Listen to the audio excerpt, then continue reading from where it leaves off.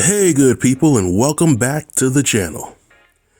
Yes good people, I'm back to share my thoughts on the new season of Ready to Love. I've seen the first 3 episodes of Ready to Love Philly, and if there's one positive thing that I could say about the new season, it's that the change to the elimination process is actually a huge improvement. In past seasons of Ready to Love, at least one cast member was typically voted off after the first mixer, which sucked because that person usually wasn't given a fair shake to make an impression on the other cast members. Unfortunately, I think the show has a long way to go if they want to improve the elimination process for the show. I want to convey my concerns by discussing the first 2 eliminations for Ready to Love Philly, which will be the eliminations of Will and Wayne.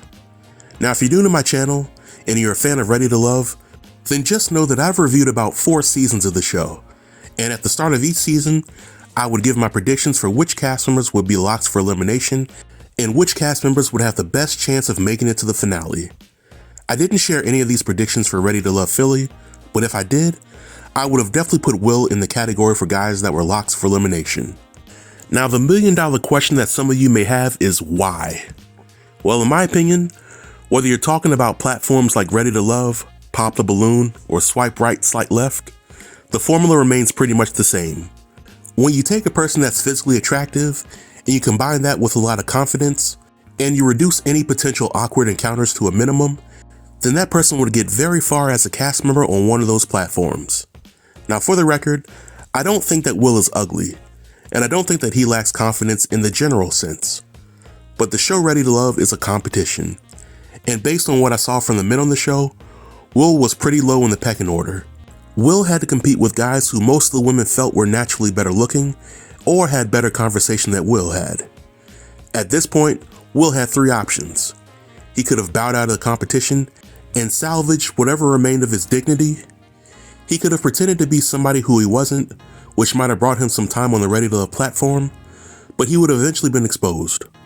Or Will could have just hung in there, refused to admit defeat, and fight a losing battle by making awkward jokes while letting everybody know that he was in over his head while on the show.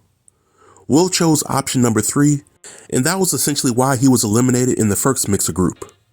But to my surprise, Will was given a second chance to make an impression on the women in the other mixer. Sadly, Will didn't do much better with the second group, and he was eliminated from the show for good. So here's my deep dive into Will's elimination. I want to first start off by mentioning that I don't know Will on any level, and my analysis is solely based on what I saw on Ready to Love.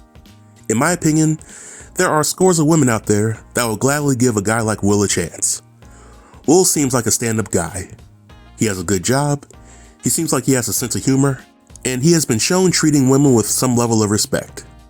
I know that some folks will bring up the dirty joke that Will made to Sahara in episode 1, but to me, Sahara's demeanor and her antics more than likely made Will feel comfortable enough to make the joke like that. And who knows what those two might have discussed when the cameras weren't rolling. But getting back to Will's elimination. In my opinion, Will's primary problem was that the platform that he chose to find love on operates like one big popularity contest. And it doesn't seem like Will has ever been in a setting where he was the most popular person and there were benefits to his popularity. Because if you've ever been a popular person before and you realize the benefits that come with being popular, then you know what it takes to get to the top, what it takes to retain your position, and how to avoid losing your position. But I think it's also worth noting that in our society, the general expectations that we have for one another during the dating phase seem to be cookie cutter, which prevents people like Will from making it far in an environment like Ready to Love.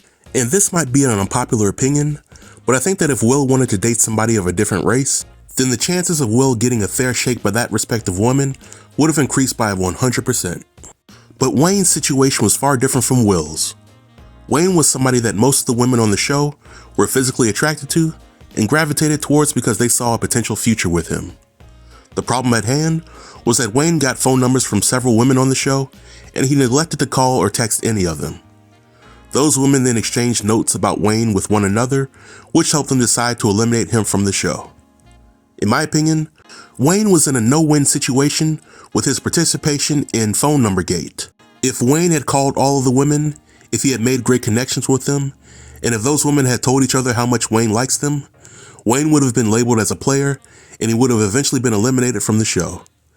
If Wayne pretended to like these women, in order to avoid being eliminated from the show, then the deception would have eventually been exposed before the finale.